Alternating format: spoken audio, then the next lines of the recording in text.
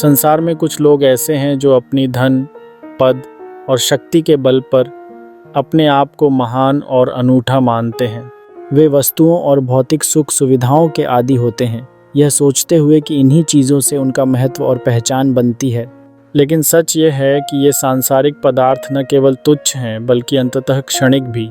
जब कोई व्यक्ति केवल सांसारिक वस्तुओं को लेकर गर्व करता है तो वह अनजाने में अपनी अंतरात्मा से दूर जा रहा होता है।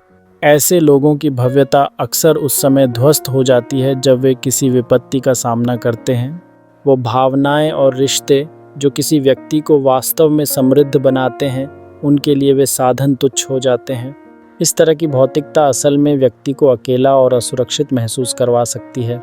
इंसान के सामने जीवन की असली चुनौती फिजूल के दिखावे को तोड़ने की होती है।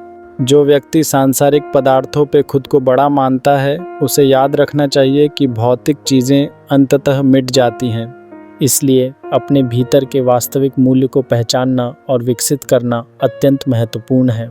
वे मूल्य जैसे प्रेम, मित्रता और सहानुभूति सदा के लिए हमारे साथ रहते हैं और हमें वास्तविक सच्चाई का एहसास कराते हैं। इसलिए यदि कोई व्यक्ति सांसारिक वस्तुओं को लेकर अपने आप को बड़ा मानता है तो उसे न केवल अपने भौतिक सिद्धांतों का पुनर्निर्धारण करना चाहिए बल्कि अपनी सोच और दृष्टिकोण को भी बदलने की आवश्यकता है।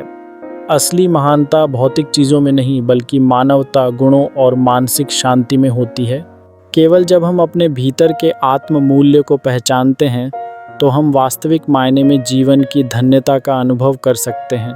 संक्षेप में, सांसारिक पदार्थों का मोह केवल एक भ्रम है। जब हम अपनी रूहानी और भावनात्मक धन्यता को समझते हैं तो हमारी सोच की दायरे का विस्तार होता है। यही वह समय है जब हम दूसरों की सहानुभूति के साथ जुड़ते हैं और अपने समाज को एक सकारात्मक दिशा में बढ़ाने का मार्ग प्रशस्त करते हैं। इसीलिए हमें अपने अहंकार को छोड़कर आत्मज्ञान की ओर बढ़ना चाहिए।